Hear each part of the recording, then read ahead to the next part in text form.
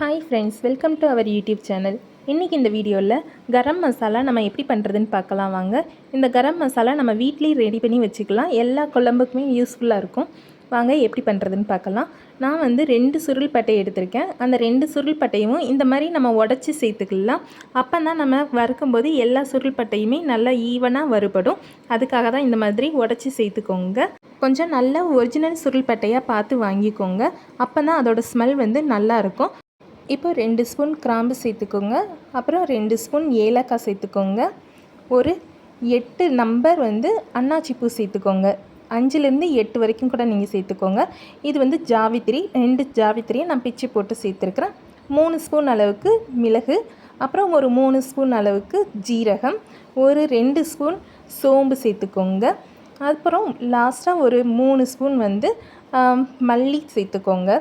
இது கூடவே நம்ம கொஞ்சமாக கல்பாசி, இதை கல்பாசின்னு சொல்லுவாங்க, அது சேர்த்துக்கோங்க.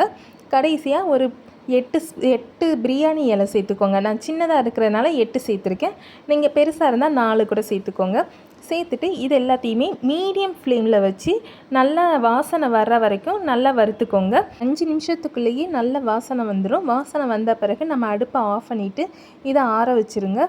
ஆறின பிறகு நம்ம இது எல்லாத்தையுமே ஒரு மிக்ஸி ஜாரில் மொத்தமாக சேர்த்துக்கலாம். சேர்த்துட்டு அரைச்சி எடுத்துடலாம். இப்போ நாம் அரைச்சி எடுத்தாச்சு. இப்போ அரைக்கும் போது இந்த மிக்ஸி ஜார் கொஞ்சமாக சூடாக இருக்கும். அதனால் நம்ம உடனே ஒரு பாட்டிலில் எடுத்து ஸ்டோர் பண்ணிடக்கூடாது. இதை கொஞ்சமாக லைட்டாக ஆற விட்டுறணும். ஆற விட்டுட்டு நம்ம ஒரு பாட்டிலில் எடுத்து ஸ்டோர் பண்ணோம்னா ஒரு 6 மாதம் வரைக்கும் நம்மளுக்கு கெட்டு போகாமல் இருக்கும். அதனால் அந்த மாதிரி நம்ம ஸ்டோர் பண்ணி வச்சுக்கணும்.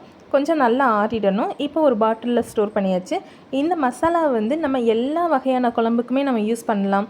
மட்டன் குழம்பு, சிக்கன் குழம்பு, மஷ்ரூம், அப்புறம் பன்னீர் மசாலா, எல்லா இதுக்குமே நம்ம யூஸ் பண்ணலாம். பிரியாணிக்கு கூட யூஸ் பண்ணலாம். டேஸ்ட் ரொம்ப நல்லாயிருக்கும். நீங்களும் இந்த மெத்தடில் ஒரு தடவை அரைச்சி யூஸ் பண்ணி பார்த்துட்டு எப்படி இருக்குன்னு கமெண்ட்டில் சொல்லுங்கள்.